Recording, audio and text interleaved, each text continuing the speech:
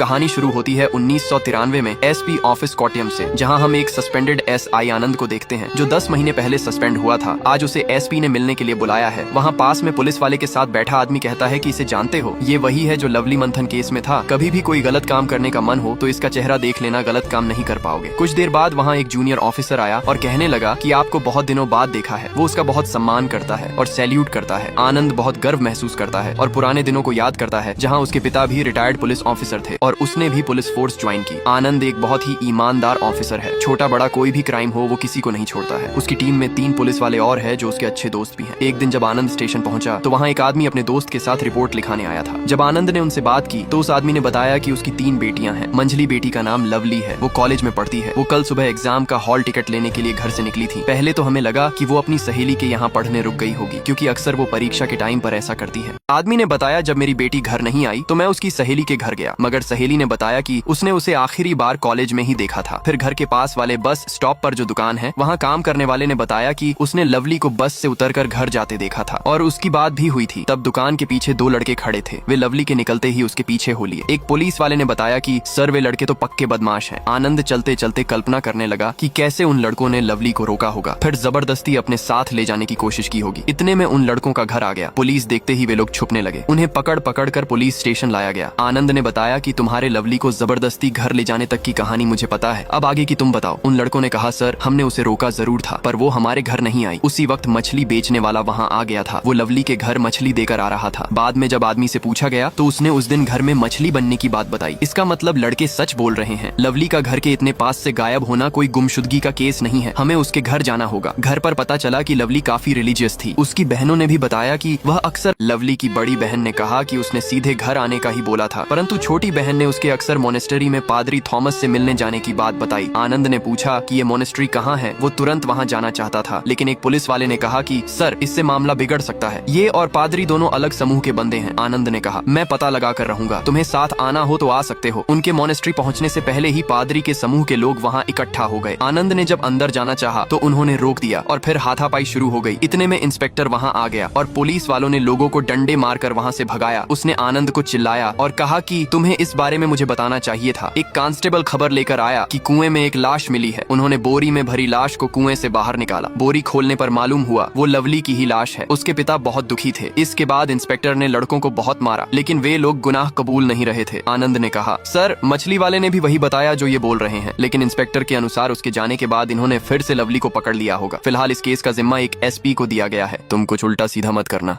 Case में ना होने के बाद भी आनंद ने अपनी इन्वेस्टिगेशन जारी रखी। उसने क्राइम सीन का अच्छे से मुआयना किया और एक क्राइम मैप तैयार किया। अगले दिन डीवाई-एएसपी ने चार्ज लिया और साइमन से कहा कि इस केस से आनंद को बहुत लाइमलाइट मिल रही है, ये हमें ही सॉल्व करना पड़ेगा। वो दोनों लड़के बहुत अमीर घर के हैं और मेरी पहचान के हैं, उनको पकड़ के कोई फायदा नहीं है। हम क्रिश्चियन हैं, इसलिए ये केस हमें दिया गया है ताकि कोई दंगे फसाद ना हो। आनंद एसपी के पास पहुंचा और कहा कि मुझे तुम्हें अकेले में कुछ बताना है। आनंद ने मैप के जरिए समझाया कि जिस कुएं में लवली की लाश मिली है वो उन लड़कों के घर से 500 मीटर की दूरी पर है। वही दूसरी और जो खाली कंपाउंड है उसके पास भी एक कुआं है जो उन लड़कों के घर से मात्र 200 मीटर की दूरी पर है। अगर उनको लाश फेंकनी होती तो पास वाले कुएं में फेंकते, और अभी लाश जिस कुएं में मिली है वो मोनेस्ट्री का हिस्सा है, इसलिए अगर चर्च के फादर थॉमस से पूछताछ करेंगे तो हमें बहुत मदद मिलेगी। इतना सुनने के बाद एसपी ने भड़कते हुए कहा तुम ज्यादा अपना दिमाग मत लगाओ, ये मेरा केस है, इसका फैसला मैं करूंगा, और अगर टांग अड़ाने की कोशिश की तो इस वर्दी के साथ तुम्हें जला दिया जाएगा और मैं भी कुछ नहीं कर पाऊंगा। अगले दिन डॉग स्क्वाड को बुलाया गया। कुत्ते को लवली के कपड़े सुंघाए गए। पहले तो वो उन लड़कों के घर के सामने भौंकने लगा, फिर सभी को मोनेस्ट्री ले गया। आनंद की बात सही निकली। उसके बाद वो सभी को पास में ही रहने वाले सहदेवन के घर ले गया। सहदेवन एक अपराधी हुआ करता था। गांव वाले बताते हैं कि वो अब सुधर गया है। उसके बाद आखिरी में कुत्ता सभी को जंगल में एक जगह ले गया। एक हवलदार आकर कहता है कि यहाँ भी कुछ नहीं मिला, लेकिन आनंद ने कहा कि यहाँ की घास दबी हुई है, इसका मतलब यहाँ से किसी को घसीट कर ले जाया गया है। लेकिन एसपी कहता है कि तुम्हारी ड्यूटी तो स्टेशन में है ना, तो वहाँ जाओ और जाते वक्त हमारे लिए किसी अच्छी होटल से 2 चिकन बिरयानी लेते जाना। उसके बाद एसपी बताता है कि जिस दिन लवली की हत्या हुई उस दिन फादर थॉमस काउंसिल मीटिंग में गए हुए थे और देर रात तक वहीं थे, इसलिए तुम मोनेस्ट्री के अंदर जाने की अपनी खुजली को बंद कर दो और उस मछली वाले और अखबार वाले का जितनी जल्दी हो सके बयान लो। अगले दिन एसपी ने सभी को बुलाकर एक कपड़ा दिखाया और पूछा कि इस कपड़े को पहचानते हो क्या। तभी मछली वाला कहता है कि साहब मैंने ऐसा ही कपड़ा सहदेवन के घर देखा था जब मैं मछली बेचने गया था। उसके बाद पुलिस सहदेवन के घर पहुंची। सहदेवन ने बताया कि वो लुंगी उसकी ही है, उसने सूखने के लिए डाली थी, लेकिन वो चोरी हो गई है। लेकिन साइमन उसे पीटने लगा। सहदेवन कहता है कि मैं अब इज्जत की जिंदगी जी रहा हूँ, दूसरे के केस में मुझे मत फंसाओ। लेकिन पुलिस उसे पीट पीट कर ले गई। आनंद जानता था कि असली कातिल कोई और ही है। सहदेवन को थाने ले जाकर बहुत पीटा गया, लेकिन वो इसी बात पर अड़ा रहा कि उसने कुछ नहीं किया। इधर लवली का अंतिम संस्कार किया गया। उसी रात को लवली के पिता माथन अपने दोस्त के साथ आनंद के घर पहुंचे और बोले कि मुझे सहदेवन के बारे में पता चला। मैं उसको उसके बचपन से जानता हूँ, वो हमारे परिवार के साथ कभी गलत नहीं कर सकता। इस पर आनंद ने कहा कि आप इतने यकीन के साथ कैसे कह सकते हैं, इंसान का दिमाग तो कभी भी बदल सकता है। माथन ने बताया कि मेरे दोस्त ने लवली को मॉनेस्ट्री के अंदर जाते हुए देखा था। उसने रोते हुए कहा कि सिर्फ नाम के लिए किसी को मत पकड़िए, जो असली कातिल है उसे सजा दीजिए। उसके बाद आनंद ने ठान लिया कि वो अब खुद ही इस केस की छानबीन करेगा। दूसरे दिन आनंद फॉरेंसिक एक्सपर्ट के पास पहुंचा। उसने कंफर्म किया कि सहदेवन के घर से कुछ चूड़ियों के टुकड़े और मोती मिले हैं, लेकिन जोर जबरदस्ती हुई है तो स्किन टिश्यूज भी मिलना चाहिए था। फॉरेंसिक एक्सपर्ट ने बताया कि अगर तुम्हें सबूत इकट्ठे करना है तो तुम्हें मॉनेस्ट्री के अंदर जाने का कोई रास्ता ढूंढना ही होगा। उसी रात एक चोर मॉनेस्ट्री का दरवाजा तोड़कर अंदर घुसा और कीमती सामान चुराने लगा। कुछ गिरने की आवाज से फादर थॉमस की नींद खुल गई और उन्हें देखकर चोर भाग गया। अगले दिन आनंद उसी चोर को फॉरेंसिक टीम के साथ लेकर मॉनेस्ट्री पहुंचा और कहा कि हमने इसे रात में ही पकड़ लिया था। फादर थॉमस ने कहा, हमारा सामान हमें वापस मिल गया है, वही काफी है, हमें कोई कंप्लेंट नहीं करनी है। आनंद ने कहा, इसने गुनाह कबूल किया है, इसलिए केस तो बनता है, हमें इसके साथ अंदर जाकर सबूत इकट्ठे करने होंगे। उसके बाद फॉरेंसिक टीम अंदर चली गई और सैंपल लेना शुरू कर दिया। उन्हें किचन से स्किन टिश्यूज, चूड़ी के टुकड़े, कुछ बाल और फिंगरप्रिंट मिले। फॉरेंसिक टीम ने उन्हें लेब में अच्छे से जांचा और आनंद को बुलाकर बताया कि इसमें अब कोई शक नहीं है कि जिस जगह लवली की हत्या हुई वो सिर्फ मॉनेस्ट्री ही है। फिंगरप्रिंट, बाल, स्किन टिश्यूज सब लवली के ही है। इसके बाद आनंद ने एक रिपोर्ट तैयार की और एसपी को सौंपते हुए कहा कि मैंने प्रोटोकॉल तोड़कर ये फाइल तैयार की है। इसे पढ़ने के बाद आप जो भी सजा देंगे मुझे मंजूर है। मैं आंखों के सामने सच को अनदेखा नहीं कर सकता। उसके बाद एसपी ने फाइल को अच्छे से स्टडी किया। आनंद पुलिस फोर्स के साथ मॉनेस्ट्री पहुंचा और फादर थॉमस से कहा कि तुम्हें हमारे साथ स्टेशन चलना होगा पूछताछ के लिए। उसके बाद सीनियर ऑफिसर को बुलाया गया। फादर थॉमस वहीं बैठा हुआ था। लेकिन ये क्या, लवली की बहन ब्लेसी वहाँ क्या कर रही है? ऑफिसर ने पूछा। तुम इस तक कैसे पहुंचे? क्या यही कातिल है? तभी आनंद ने बताया कि जहाँ लवली की लाश मिली थी वहाँ एक आदमी और एक औरत के हेयर सैंपल मिले थे, लेकिन वो लवली के नहीं थे क्योंकि बालों में कलर किया हुआ था और पूरे गाँव में ब्लेसी ही ऐसी लड़की है जो बालों में कलर करती है। बाद में वो सैंपल मैच भी हुए। उस आधार पर हमने ब्लेसी को अरेस्ट किया। आगे एसपी ने बताया कि जिस रात लवली की हत्या हुई उस रात मॉनेस्ट्री में एक बिन बुलाया मेहमान आया था। दरअसल वो फादर थॉमस की बहन एलिजाबेथ का बेटा डेनी है। अगले दिन जब फादर काउंसिल मीटिंग के लिए गए तब डेनी अकेला ही था। तब उसने अपनी गर्लफ्रेंड ब्लेसी को मिलने बुलाया। उन दोनों में प्यार था, लेकिन जब उसने घर जाने के लिए जैसे ही दरवाजा खोला सामने लवली खड़ी थी। दोनों उसे देखकर घबरा गए। लवली वहाँ से जाने लगी, लेकिन ब्लेसी ने उसे रोका और कहने लगी कि मुझसे गलती हो गई, प्लीज घर पर मत बताना। लवली ने कहा, ये कोई पहली बार नहीं हो रहा है, मैं बस अपनी आंखों से देखना चाहती थी। डेनी ने भी उसे समझाना चाहा, लेकिन लवली ने कहा कि तुम्हें शर्म आनी चाहिए, तुम तो इस साल प्रीस्ट बनने वाले हो ना।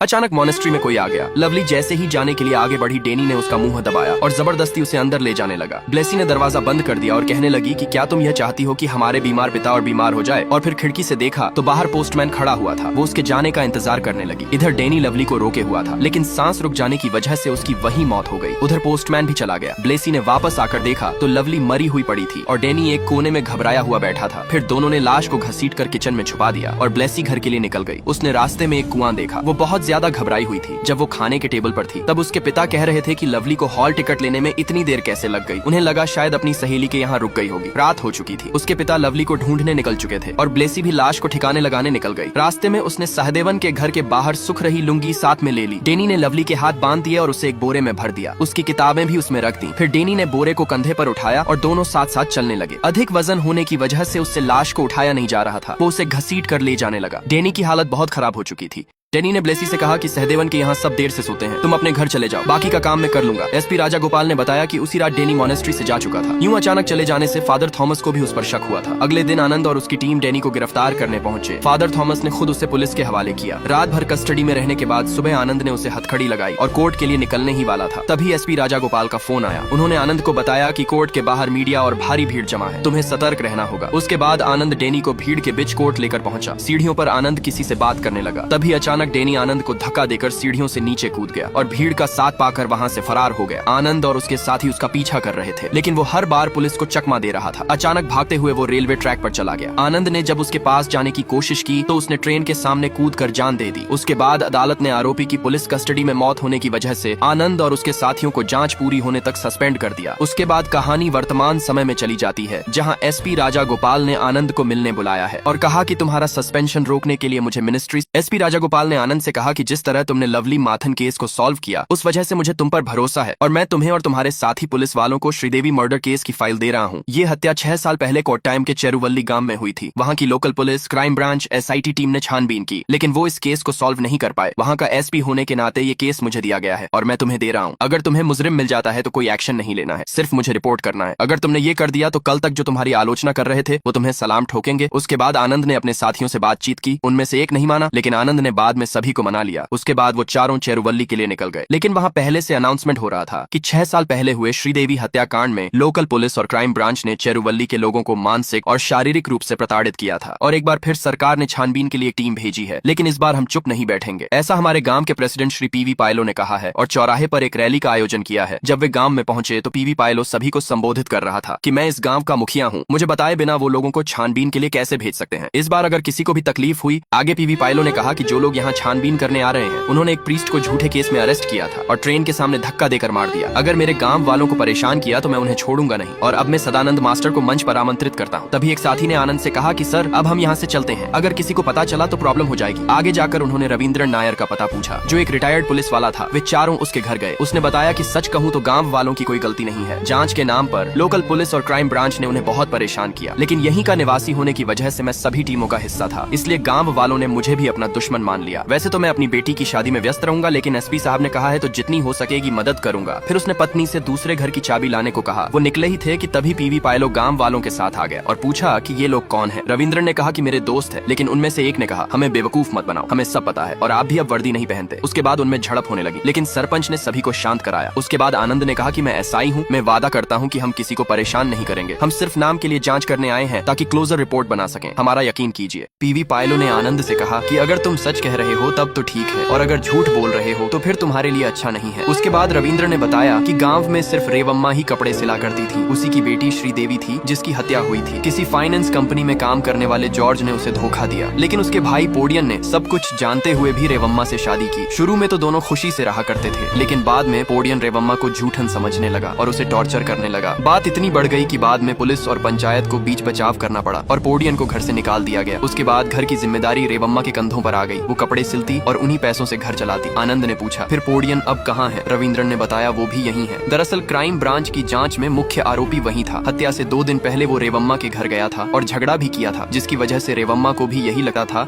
कि उसी ने श्रीदेवी को मारा है। उसके बाद सभी रविंद्रन के दूसरे घर आ गए। उसके बाद सेना ने पूछा फिर आगे क्या हुआ? रविंद्रन ने बताया मनोरमा, मंगलम, मनोराज्यम, यही सब मैगजीन वो पढ़ा करती थी। सच कहूँ तो बहुत ही सीधी लड़की थी श्रीदेवी। रविंद्रन ने बताया कि उसकी खूबसूरती की वजह से चेरुवल्ली के कई लड़के श्रीदेवी के पीछे लगे हुए थे, लेकिन उनमें सबसे आगे था सुधाकरण की वाइन शॉप में काम करने वाला एक लड़का सेतु। वो उसे देखते ही खुश हो जाता था, लेकिन कोई भी लड़का हो, श्रीदेवी ने किसी पर ध्यान नहीं दिया। लेकिन सेतु उन सब में अलग था। वो श्रीदेवी से दिलोजान से मोहब्बत करता था, लेकिन माँ से हुई बेवकूफी श्रीदेवी को मंजूर न थी। उसकी सहेलियों ने बयान दिया कि उसने कभी प्यार न करने की कसम खाई थी। उस रात रेवम्मा ने श्रीदेवी से कहा कि दिन भर ये घटिया नोवेल पढ़ती रहती हो, कभी एक हुक या बटन लगाने में मेरी मदद नहीं करती हो। बस वही रात श्रीदेवी की आखिरी रात थी। उसने एक लेटर लिखा, मेरी प्यारी माँ, मैं जा रही हूँ उसके साथ जिससे मैं प्यार करती हूँ। मैं यहाँ अब और नहीं रह सकती। मैं जहाँ भी रहूंगी खुश रहूंगी। सुबह जब मैं ड्यूटी से लौट रहा था तब गांव के एक व्यक्ति ने मुझे बताया कि पारण गोदन पिल्लई के खेत में एक लाश मिली है। शायद वो रेवम्मा की बेटी श्रीदेवी की लाश है। मैं वहाँ पहुँचा और गाँव वालों से बात की। आखिर ये किसने किया होगा? अगले कुछ दिनों तक हमें सोने का भी टाइम नहीं मिला। फिर वहाँ CI साहब पहुँचे। उन्होंने CI ने पूछा कि सबसे पहले लाश को किसने देखा, उसे बुलाओ। फिर गोविंदन को बुलाया गया। CI ने पूछा तुम कांप क्यों रहे हो? कहीं तुमने तो ये नहीं किया? और कहा कि इसे ले जाओ और पूछो कि ये इतना कांप क्यों रहा है। आनंद ने कहा उनकी जांच का यही तरीका था, वो इसी बात के लिए मशहूर थे। रविंद्र ने कहा ये कोई तरीका है क्या? उन्होंने तो गोविंदन को बहुत बुरी तरह पीटा, और सिर्फ उसे ही नहीं, सेतु और श्रीदेवी के आसपास रहने वाले सभी लोगों को पीटा, यहाँ तक कि इस गांव के मुखिया को भी नहीं छोड़ा। क्या तुमने उसकी पोस्टमार्टम रिपोर्ट को पढ़ा? आनंद ने कहा हाँ पढ़ा। जब उसकी हत्या हुई तब वो 3 महीने प्रेग्नेंट थी। रविंद्र ने कहा इस बात से तो पूरा गांव सदमे में था। श्रीदेवी का कभी किसी के साथ प्रेम नहीं था। आनंद ने पूछा कि फिर जांच पड़ताल का क्या हुआ? रविंद्र ने कहा जांच तो वही खत्म हो गई, लेकिन अगले ही दिन सरकार ने केस क्राइम ब्रांच को सौंप दिया। गांव में ही कैंप लगाया गया और श्रीदेवी के प्रेमी का नाम बताने पर 5000 का इनाम भी घोषित किया गया, लेकिन कोई फायदा नहीं हुआ। फिर क्राइम ब्रांच ने तय किया कि जिसने सबसे पहले लाश को देखा उसे ही दोबारा पूछताछ के लिए बुलाया जाए। तो मैंने उसी दिन गोविंदन को सुबह आने को कहा, लेकिन उसी रात उसने काजू के पेड़ से लटक कर अपनी जान ले ली। इसके बाद लोग भड़क गए। उन्होंने मशाल मार